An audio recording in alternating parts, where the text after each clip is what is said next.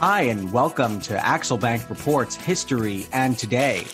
Conversations with America's top nonfiction authors and why their books matter right now. I'm Evan Axelbank, and today we're going to speak with Dr. Benjamin Railton, the author of Thee I Sing, The Contested History of American Patriotism. This is his sixth book. He's a professor of American literature and studies at Fitchburg State University in Massachusetts. Thanks so much for being here, Dr. Railton.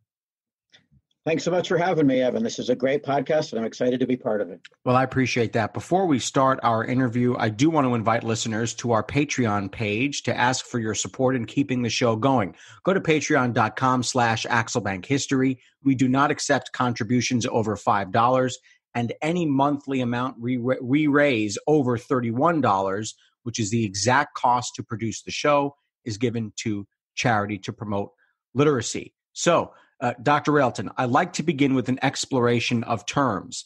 So before we get to how it's interpreted in America, what does the word patriotism mean to you, and what are the ways patriotism can be expressed?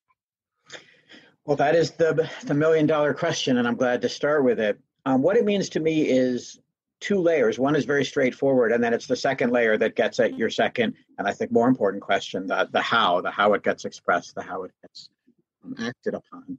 I think the first layer is straightforward to me. I think patriotism does mean a love of country, a love of one's country, a profound connection to this place, into which one is usually arbitrarily born or perhaps moved, but nonetheless, a profound feeling of attachment. And I think love is a good word for that place.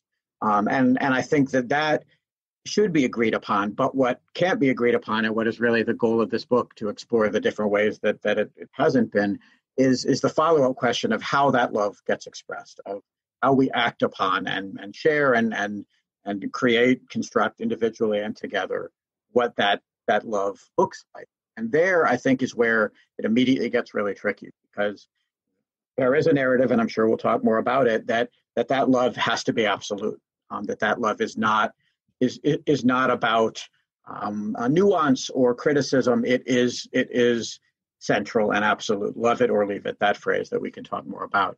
And that's where I start to really disagree. That is one version of patriotism, but I think there are other ways to act upon it, including things like service and sacrifice, but also including critique and challenge to push that place one loves. And so go ahead. Yeah. One reason I love your book is that it explores so many of the things that are around us all the time, things that are deemed patriotic: the Star-Spangled Banner, the words "God Bless America," the American flag, drinking a certain kind of beer, wearing a hat that says Navy on it.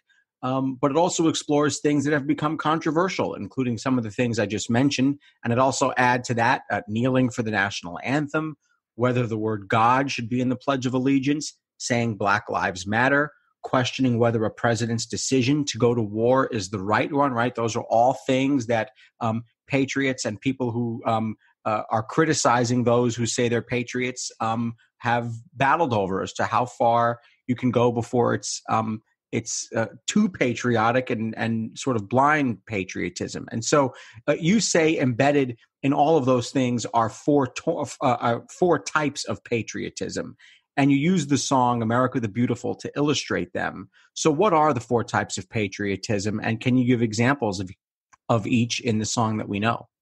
Absolutely. Yeah, and that song is it's 4 verses long. We usually only sing the first verse, much like the Star-Spangled Banner. But if you look at the 4, it does provide this really great parallel to these categories. The categories are my own, but the song represents them and demonstrates, I think, their presence. So the first one, and it's the one I just started to talk a little about, and you also were referencing it, Evan, as well, is what I call celebratory patriotism. That's the expression of that love through rituals, performances, celebrations of the nation, like standing for the anthem, for example, or reciting the Pledge of Allegiance. And in the first verse of America the Beautiful, written by a Wellesley English professor, Catherine Lee Bates, after a train trip across the country in 1893, she expresses that celebration, particularly of the natural beauties of the spacious skies, the purple mountain majesties. And that's one example of a kind of an element that can be shared and celebrated by all, the beauty of a place. So that's the first type, celebratory. The second type is one that I link to celebratory, because celebratory patriotism can be shared by everyone. There's no reason everyone can't potentially be a part of those celebrations. But what I argue in the book is that often that type, celebratory, has been linked to a second, what I call mythic, which is the creation and reinforcement of American myths, which very often leave particular people out of those celebrations, of those performances, of those definitions of the nation being celebrated. And the second verse of the song has a really clear example of that, when Bates writes about the kind of the Puritan founding moment in American history, as she's defining it, that it included pilgrim feet whose stern impassioned stress, a thoroughfare for freedom, beat across the wilderness. And of course, it's true that the Pilgrim voyage arrived in New England in 1620, but already that definition leaves out the native peoples who were here at that time and creates an image of that place that was a wilderness until those English pilgrims came. And so that's a mythic patriotism that immediately from that definition on includes certain Americans and doesn't include other communities. And that's that second type that I argue for. And so then in contrast to that, I argue for third and fourth types that I would call more challenges to some of those myths and ways in which all Americans can take part in patriotism and also challenge directly the more exclusionary type. The third category that I highlight, I call active, which is the idea of service or sacrifice, action on behalf of the nation. And Bates writes about that powerfully in the third verse when she highlights the Civil War and particularly the service and sacrifice of the Union Army, Union soldiers during that war. And she writes, "Oh, beautiful for heroes proved in liberating strife, who more than self their country loved and mercy more than life." So highlighting that the sacrifices of Union soldiers, which of course included the 180,000 African-American soldiers among many, many others who served and sacrificed on behalf of that nation. And then the fourth and the most direct challenge category, the category that challenges most directly the mythic version and even the celebratory as well, is critical patriotism, the idea of expressing critique of the nation in order to push it closer toward its ideals, that more truly perfect union. And in the fourth verse, Bates at least briefly alludes to that by writing, "Oh, beautiful for patriot dream that sees beyond the years, thine alabaster cities gleam undimmed by human tears." And I would argue the implication, at least there, is that there are reasons for tears in the present, which in 1893 there certainly were in a variety of ways, but she's imagining this future, this patriot dream of a more perfect union. And that's a brief example of a critical perspective trying to push the nation toward that future and that idea of critical. So interesting because there are so many songs that make us feel good the first time we listen to it. But if we peel it back and maybe sing the rest of the song or think a little bit more critically, there's a lot more to think about than just high and fluffy feelings about your country.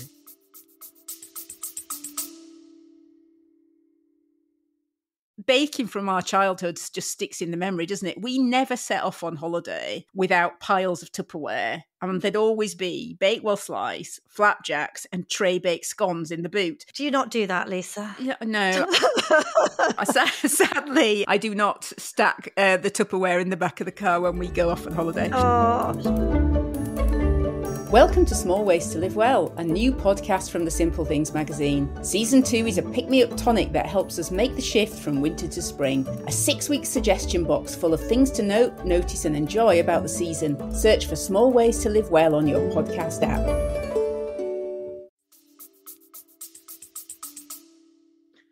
Absolutely. And I think one goal of this project of mine is to really take a look at many of those performances that I had mentioned and you had mentioned, many of those rituals, not just say highlight perhaps less well-known examples of active or critical patriotism, although that's part of my work, but also to re-examine the things we may take for granted. And America the Beautiful is a great example. I talk about the Star Spangled Banner in a chapter, the Pledge of Allegiance in another, to name a few. And those are things that likewise contain these layers, as you're saying. They include often examples of these multiple types, or at least allow us to approach them, think about not just perhaps the most famous or prominent celebrations, but what's inside them. Yeah, and so your book traces how all these forms of patriotism were formed.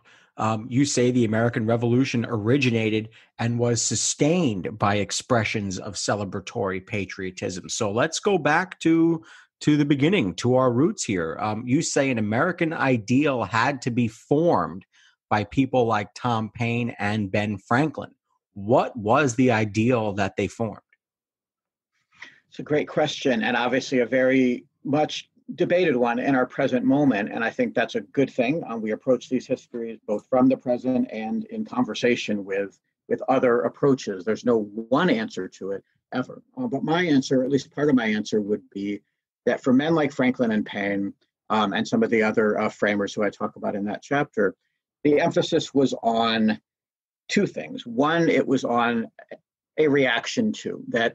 I mean, from a certain angle, they were traitors. They were traitors to a country that they currently belonged to at that moment, but they wanted to frame it differently. They wanted to frame England, that mother country, as oppressive, as one that was keeping them from creating what they wanted to create, the community, the ideals here. And so I think that's one way that patriotism, that those ideals get created, is in opposition, is in saying, right now we are in a situation where we are not given freedom, the liberty, all those words that were so relevant, so present in that moment, to self-create, to build the community and through it the ideals and ideas that we want. So partly it was a reaction, and one that reframed what could be seen as treason, unpatriotic, as instead American patriotism, this new type, this new community and new ideals. And then within what they were arguing for, I do think a central vision of it for those men was precisely the idea of exploring that concept of liberty, exploring that concept of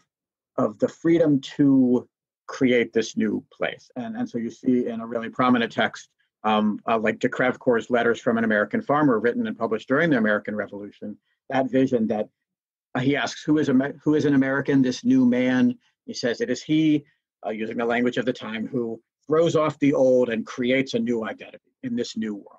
And de Crevecoeur tried to apply that to as many American communities as possible. He thought about enslaved peoples a little, he thought about native peoples a little bit in the 1780s way that he could. So it wasn't just, say, about the framers or European Americans. It was, this is a place where there is liberty to create something new identities, individual and collective, and then explore that community, that new community. So I do think liberty, while it can be overused and has to be contested as a concept, in that particular way especially, the freedom to envision this new place, this new possibility, was a central part of what they were reacting to, the limits on that, and then trying to create on their own terms. You say those views were then turned into a myth of history by Phyllis Wheatley. She comes up frequently in the study of early America, but just explain really quickly who Phyllis Wheatley is, and then explain how she cultivates the American myth, and how do those who can benefit from that myth, the people in power, then harness what Phyllis Wheatley says.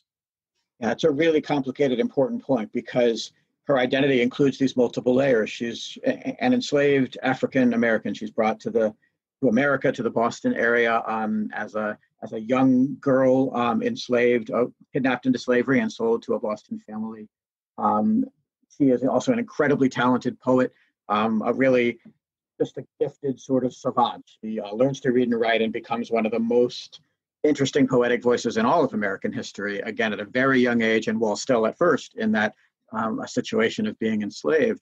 And when she writes about America, which she focuses on for much of her poetry and her tragically short life, she also writes about Christianity, to which she converted or was converted when she came to America quite a bit. But America is a central topic, and when she writes about it, she does two things. And one that gets left behind sometimes by those powerful voices that you just noted is she tries to make clear why her experiences as an enslaved person help her to really see the value of that liberty, of that vision of America I just was talking about.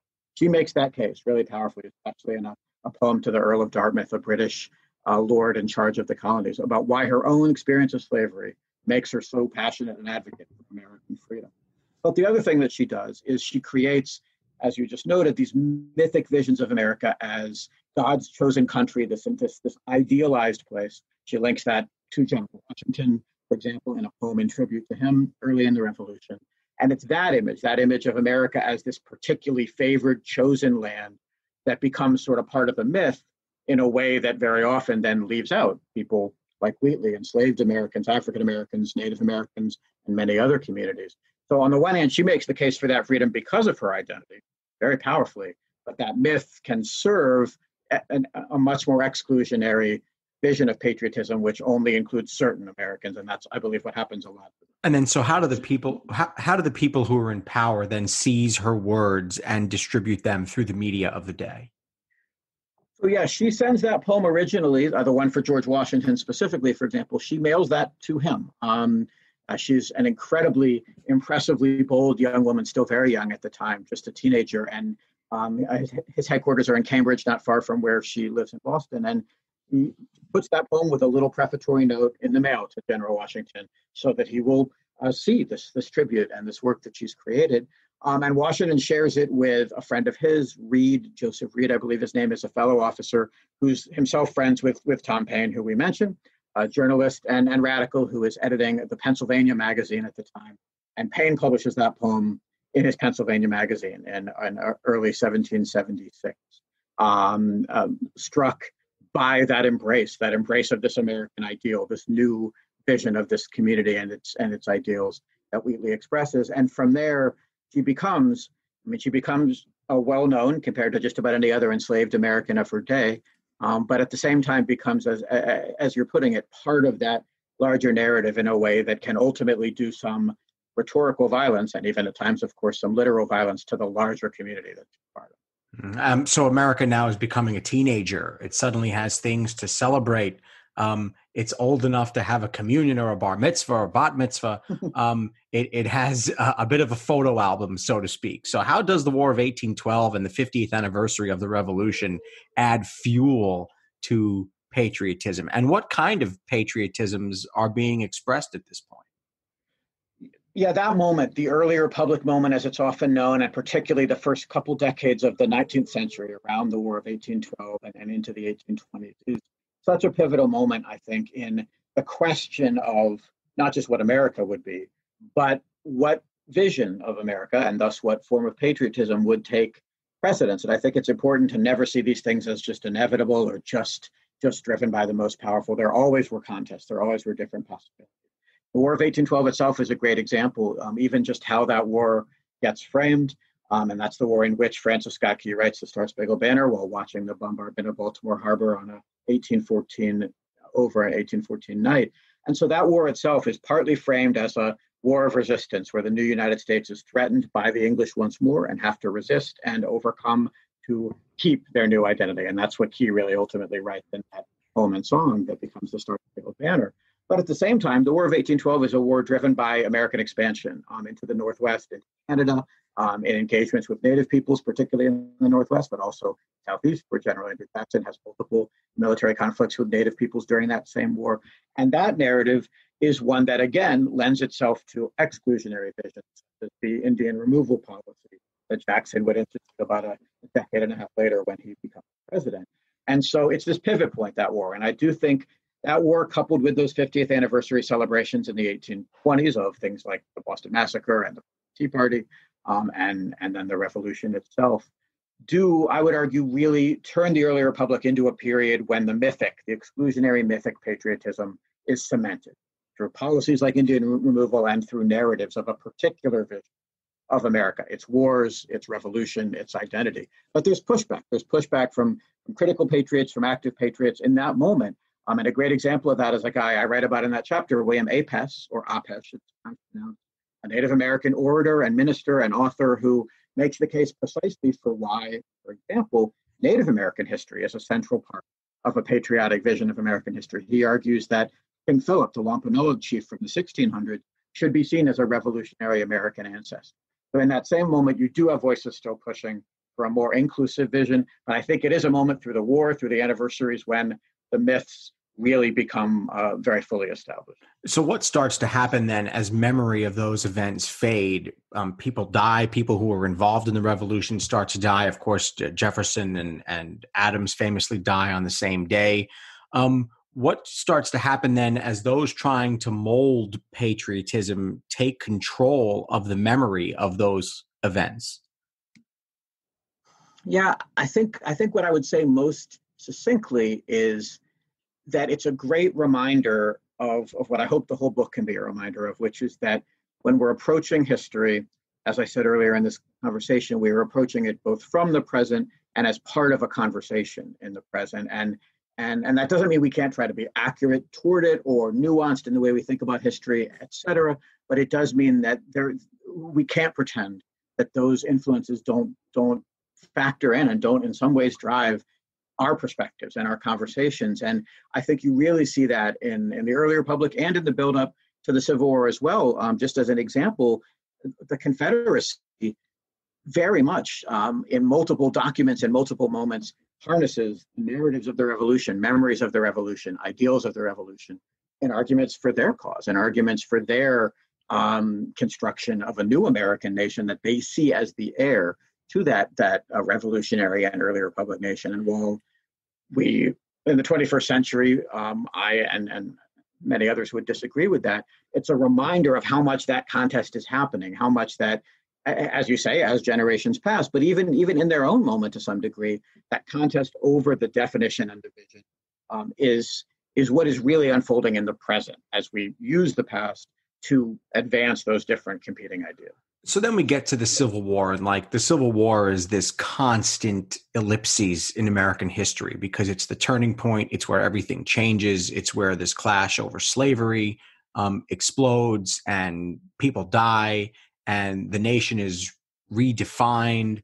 And there are these at least glimmers of hope for certainly African Americans as Reconstruction begins, at least. And you say that the Civil War tests all forms of American patriotism.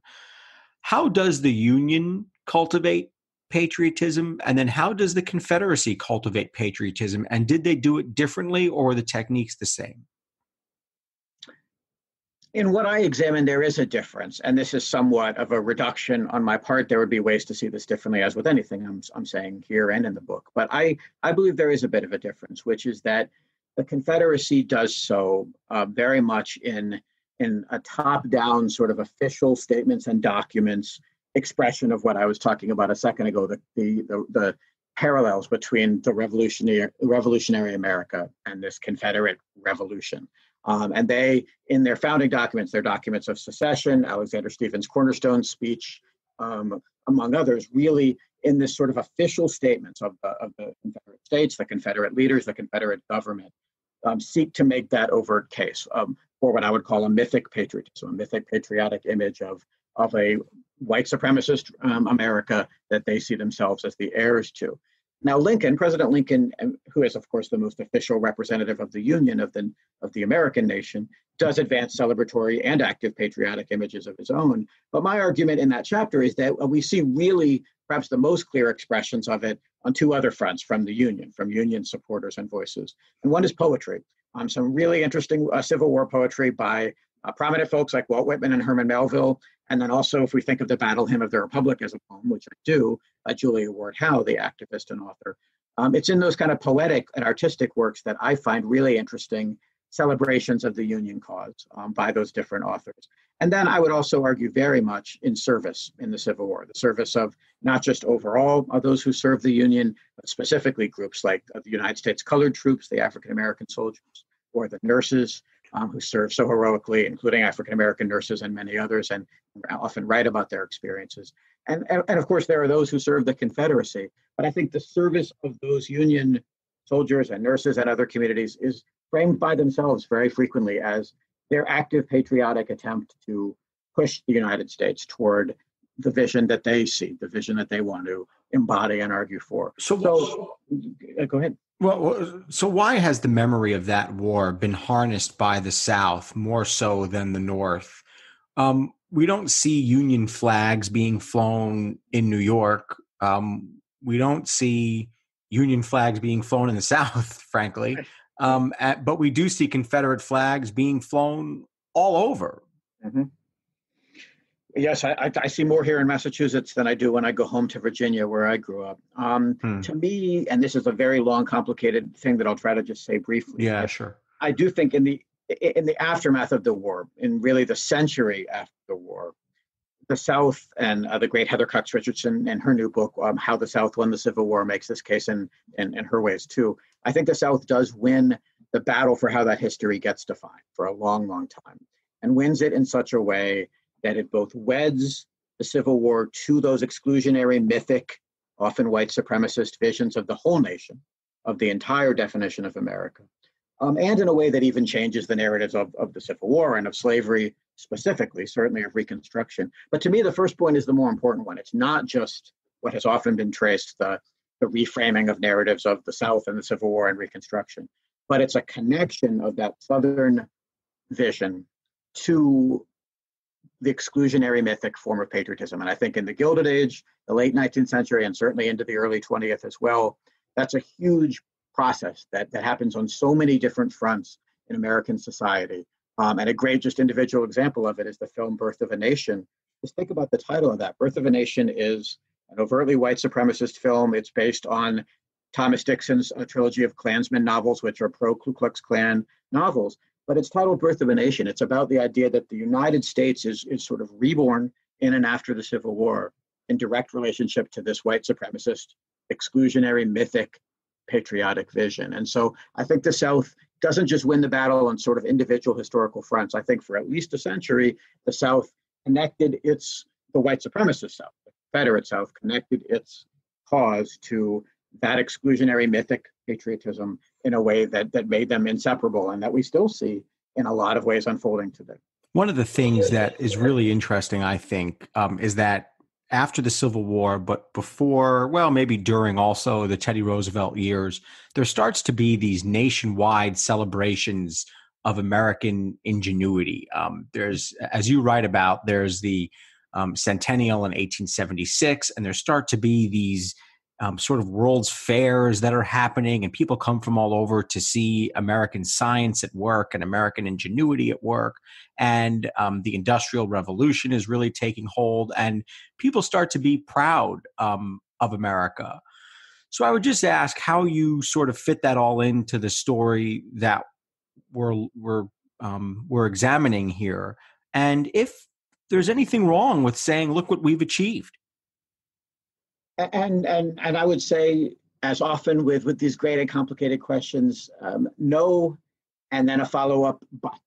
Because no, I don't think there's anything wrong with shared celebration. And I want to be clear in this project, and I hope that I am, that celebratory patriotism in and of itself to me is not. I mean, there are voices who would see that as always problematic or dangerous. I don't see it that way necessarily. I believe there is real value in communal celebration. We have inventions, we've done things, we've created great sports and science and fighting disease and things like that. And those are things to beef up. They are because they can genuinely, first of all, they can be inclusive. They should be inclusive. Everyone can connect to them and be part of them, all Americans. And they are examples of some of the best of us, of figures and histories and stories and communities who can represent some of what we most want to be as a nation. But the follow-up to that is that too often, as always, I argue with the celebratory form, it gets wedded to these exclusions. And they don't have to be there, I don't think, but they so frequently are. And in that Gilded Age era, a great example of that is, okay, so you have these advancements, these technological advancements, these industrial advancements. They bring with them, as they always inevitably would, other sides, including poverty and inequality and social stratification. And instead of, for example, folding in and saying, okay, how do we make it so that there are less of those divisions and inequities, make all these Americans more fully part of these advancements? What often happens, at least in the narrative, the celebratory narrative, is the voices expressing those other sides get defined as unpatriotic. They get defined as traitors. They get defined as these foreign radicals, anarchists, radicals, communists, etc., who are seeking to undermine the United States rather than arguing for how all Americans should be more fully part of that. And so I see those voices as critical patriotism for that reason. A great example is at the Haymarket trial, the trial of the accused bombers in the Haymarket bombing of 1886. One of those accused, who's later executed for that bombing, is August Spies, and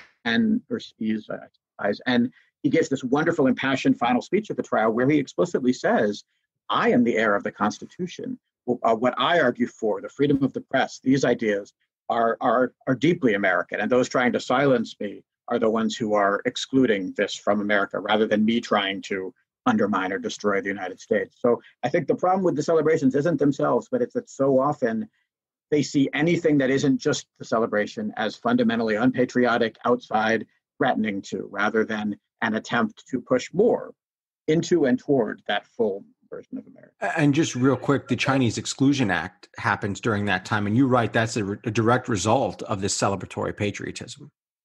It is, of the mythic version of it in particular. And it's another very complicated history that I've written about in other projects too. But the short answer is immigration laws develop at all in the late 19th and early 20th century for the first time in the U.S. They develop to exclude entirely. That's what all the first immigration laws are intended to do, is exclude particular communities, beginning with Chinese arrivals very specifically, and then broadening from there to many, many others by the time of the 1920s Quota Acts. And they exclude because of that vision, that white supremacist vision. And it's expressed by a variety of voices. One of the clearest is in support of the 1924 Quota Act, which becomes the law of the land for more than 4 decades.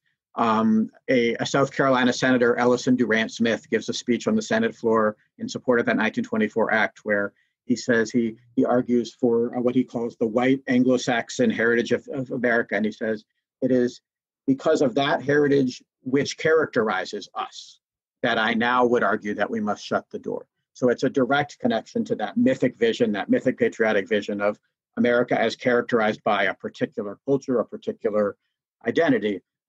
That is really behind, I would argue, behind the creation of those first exclusionary immigration laws.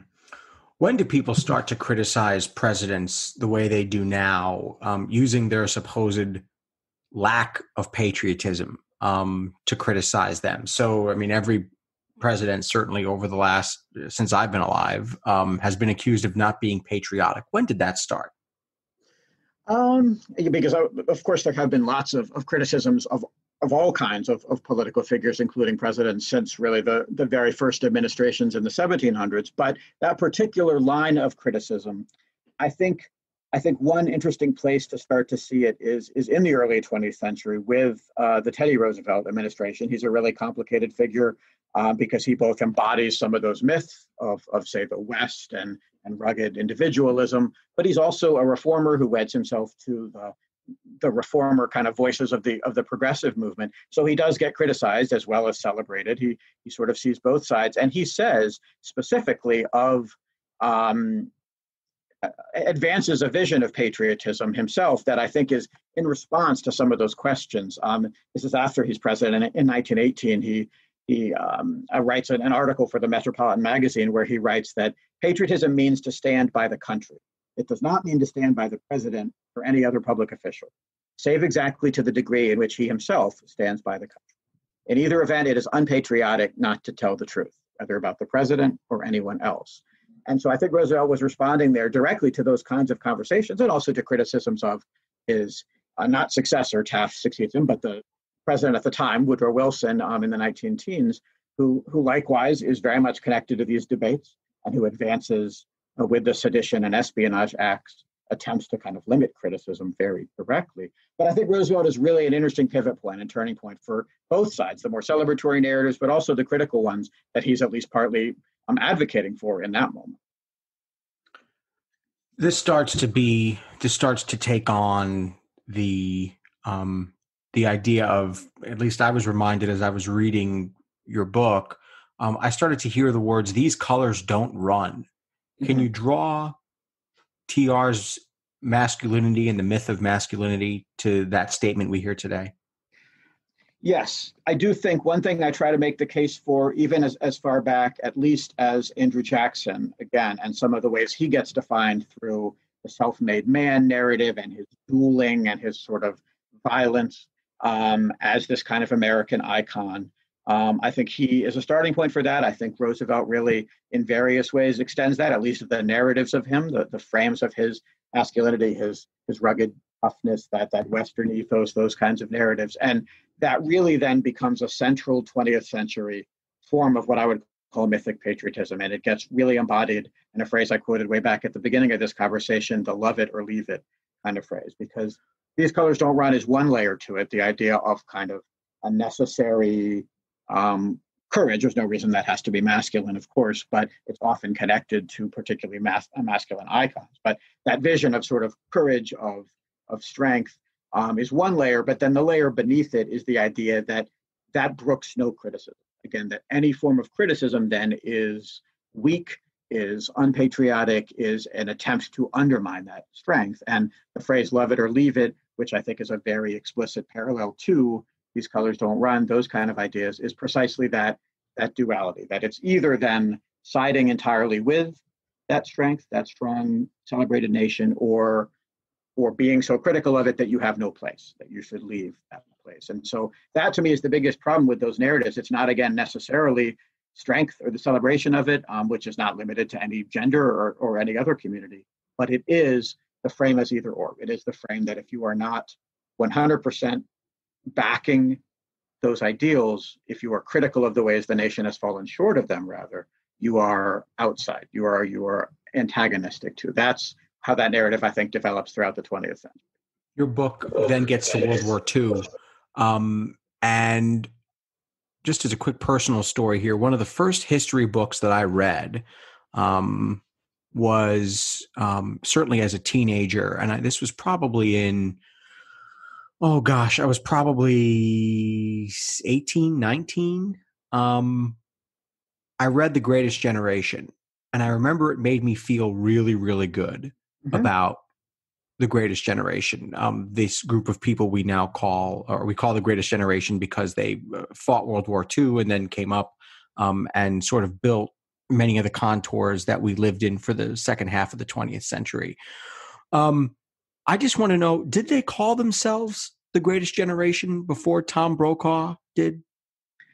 I don't believe that exact phrase was used. I think he really, or that 1990s moment that he and others were working in, 50 years or so after that World War II and end of the Depression era, I believe is when that exact phrase was coined. But I would say that there was, as there often is, a bit of a kind of self-creation of some of these celebratory and at times mythic patriotisms. And an example of that, a really complicated figure who really embodies that, is Joseph McCarthy. McCarthy invented, partly played up, but also partly invented some of his sort of military record as part of his move into the Senate and then his move into his prominent role in the Senate and the McCarthy hearings. He was a World War II soldier, a vet, but he also amplified and at times invented parts of those stories, including an injury that he said he got in battle, which was sustained during a celebration when his ship crossed the equator. And so I think you can see in moments like that the kind of self-conscious creation of a set of myths, which weren't yet called one particular phrase, and which had lots of other layers, of course. But yes, I think that process was happening. And then it certainly happened in sort of films about the war and other kinds of cultural texts. And then it gets cemented a half century later by this retroactive kind of vision of it as this category. At what point does it become patriotic to serve your country at war? My suspicion is that it was invented to get popular support for things like a draft. But I don't know when, it's, I guess sort of today we think of it as like, well, he's serving his country or she's serving her country. She's a patriot. When does that idea start to be cultivated? Yeah, I mean, I think on the one hand, those who serve and write about it express visions of that in really every conflict that I've seen. And often, especially from communities who might, again, be sometimes excluded. So William Apeshu, or Apes, who I mentioned before, serves in the War of 1812 and writes about that as an expression of his connection to the United States as a Native American who is being explicitly removed or attempted to be removed. So I think individual voices, maybe especially those who are sometimes excluded, have been making the case for that service all along. The U.S. colored troops during the Civil War absolutely do the same, as do advocates for them like Frederick Douglass. But the larger narrative, I would say in some ways really comes to pass when wars get particularly controversial. So the Vietnam War is a great example. This is a war in its own moment that is so divisive, that is so contested in whether it is right, necessary, illegal, etc. And so I think it's telling that the love it or leave it phrase, for example, really comes to be a central phrase in that moment, and that love then gets defined through that phrase as, for example, serving, not dodging the draft, not attempting to not serve, but being part of that war rather than, say, protesting it or criticizing it. So while I think individual voices have made the case for service all along as an active expression of patriotism, I think the broader narrative of support the troops equaling support the war, equaling loving the nation and being a part of that nation's patriotic expression. It's I would say Vietnam when we see the most full flowering of that narrative. At what point does consumer culture get tied to patriotism? If you drink our beer, Budweiser is famous for that. They've got American flags on their cans sometimes. If you drive our truck, I'm reminded of, the Chevy Silverado commercials and Ford F-150s. It's this American strength that you're exuding if you use those products. Coca-Cola frequently ties itself to a version of patriotism that has come under attack by some other patriots because they say it's even too all-encompassing. So at what point do advertisers realize they can make a buck if they say using our stuff makes you a good American? Mm-hmm. I think that unfolds across the 20th century. I think you start to see versions of that around World War I, even something like Uncle Sam, which I write about in the World War I chapter. This iconic image had been around for a long time, but gets cemented as a sort of brand during World War I, is a kind of example of this increasing move toward sort of branding of the U.S., celebratory patriotisms in a way that can then be connected to marketing and promotion in a variety of ways. And then World War II, I would say, is where that really takes off, in part through some very important and shared actions like the victory gardens and rationing and these expressions of sort of how one can serve and be a patriot, even if one is not, say, in the military during that Second World War. But those, go ahead. Well, I was just going to say these kinds of patriotism, the ones that you talk about, it's just interesting because holding up a Budweiser, it's like they want to make you think it's celebratory. It seizes on our mythic patriotism. It is trying to make the case, Budweiser is, that you're being an active patriot by supporting our beer and holding up this can when you're out on the beach celebrating. But the critical patriotism is really not a part of that, at least in the way Budweiser has framed it. But then when you have Coca-Cola with the commercial that had, I think they sang that one of the I think the Star Spangled Banner in a number of languages, that became critical patriotism, and people became upset at that. Yeah, and I do think it's important to say that one reason I try to make the case for these four types is to make clear that they do coexist, even in the same moments, the same cultural works, the same debates, and so it would be inaccurate and certainly unproductive to ever associate just one form of patriotism with one part of our society or one type of content, type of media. Instead, I think we often see those contests, and absolutely, you can even see, while there's a capitalistic side and a more cynical side, you can see them play out in these different arenas. You can see how corporations and advertising then are navigating the question of celebration versus criticism, and criticism is different possibilities. Yeah, I want to ask about September 11th. That was, maybe the defining moment in my life, certainly as it relates to, how I feel about my country and about the idea that we were suddenly sort of exposed and this bubble had burst, this bubble of safety. And I remember very clearly sitting in my college dorm room, President Bush saying, "You're either with us or you're with the terrorists." And everyone in the room cheered. What does that moment tell you now about how patriotism changed after September 11th, 2001?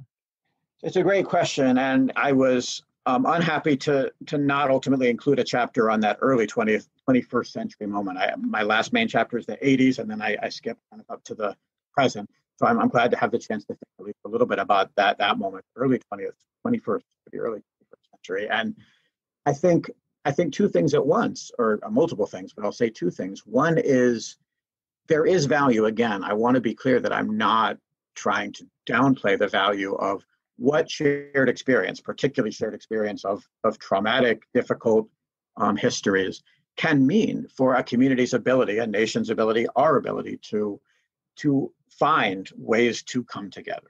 And while that phrasing, which I'll get to in a second, I think is too mythic in terms of the way it dismisses criticism, the phrasing of Bush's, I think the larger idea that in response to a trauma, in response to an act of violence, a horrific moment, that the nation can find ways to celebrate the best of us. Not to celebrate, to me, then just a strong military response or the like, but to say there is a we, and that we can't be destroyed, that we has to endure, and we can express that, we can share that. And even if it means, flying a flag, that can be an expression of that collective, of that solidarity, that communal spirit. And I think there's value in that. But again, as it so often does, it lent itself very easily to the mythic patriotism, where any criticism then of say, different actions the government was taking in the aftermath of that event got folded into narratives of treason or unpatriotic actions, fifth column narratives about journalists who were doing their job as journalists, that sort of thing. But B, and even more destructively, American communities get defined as un-American in moments like that. And we saw that with Muslim Americans so fully after September 11th, and have seen again in the last few years with the Muslim American community, among many others. And that, to me, has no place in that collective solidarity. And if that collective solidarity has to exclude A, those who would be critical of the nation to help advance it, and B, communities that are part of the nation, then it's not ultimately unifying at all. It's ultimately more divisive than it is collective. You say that President Trump thrives on what you call celebratory patriotism more than any other president. Just in my role in my life as a TV news reporter, I've seen hundreds and hundreds of political speeches. I've never seen anyone actually physically hug a flag until I saw President Trump do that. So is that done in other countries? And what message is he sending to supporters and detractors when he actually walks over to a flag and hugs it and gives it a bear hug? My instinct, and I'm an Americanist, so when I speak about other countries, it's always deferring to those who are both from them and study them. But my instinct is it is done most consistently by authoritarians, by, say, a Kim Jong-un in North Korea, or past authoritarians, a Mussolini in Italy, who sort of define the nation as themselves, define themselves as the nation, the state, it is I. And I think the hug is partly an expression of that. It's saying, if you love this one thing, you love me. The two are inseparable. We are one icon. I think that version of celebratory patriotism is an attempt to wed this individual and this administration, et cetera, to those images of the nation, those celebrated images of the nation so fully that it becomes very difficult to criticize one without, again, being seen as criticizing the other, or treasonous or unpatriotic. And so I think the message is partly that, but I would also say, as I try to make the case in that conclusion, that by also embracing so fully a white supremacist vision, we've seen that just in recent days with Trump's criticisms of the 1619 Project, for example. He said literally, when we were growing up, we were taught a different history. That's a white supremacist we. That's a we that is saying there's one vision of America that is the one to be celebrated, and other expressions are un-American, are outside of that shared we. And I do think he's doing that as well. He's giving those who support him the freedom to make plain that connection, not just to make plain a love of their country, which again, we all can share, and a love of him as a representation of that country, which we all don't share, but also to make plain an association of that country with a particular mythic vision of who we are, of our identity, and that if you're outside of that, you likewise are not quite American. So 45 minutes on here, how do we decide who is a patriot and who isn't? And I guess 1B to that question, or 1A to that question, is would a distinction of healthy patriotism versus unhealthy patriotism be helpful? But first, that first question, how do we decide who is a patriot and who isn't? And do we have to decide that? No, I don't think we do. I think that it's really important for me, and I talk about figures and communities all the time in this project, but to think about the expressions and the representations as the focus, rather than defining people as one or the other, as say a patriot or not, or which even then leads to unpatriotic or treasonous. Obviously, there can be literal acts of treason in like a legal way, a constitutional way. But when it comes to patriotism, to me, it is important to think about it as the idea of how it is expressed by individuals and communities and the whole nation, rather than trying to categorize people as one or the other, because everyone can express it. And then to follow up with your second great question, absolutely, everyone can express it in both less and more helpful ways, productive ways, ways that unite versus ways that divide.